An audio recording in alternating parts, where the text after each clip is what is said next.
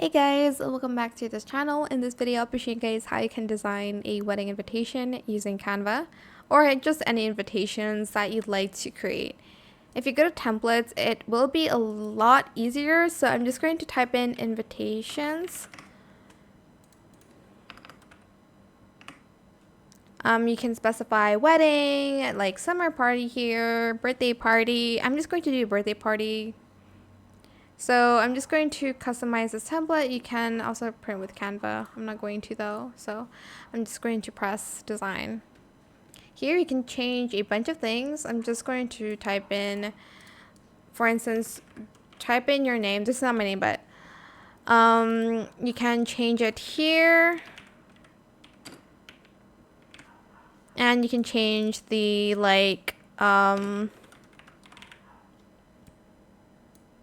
at what PM, the address. Obviously you can change the colors of it too.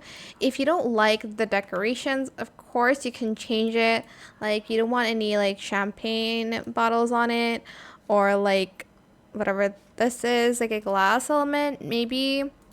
Is there a way that I can like find similar elements? Maybe like an outline. Let's say like present outline element, and then it's gonna show me like something similar, maybe like this. Oops. I'm just going to place it here.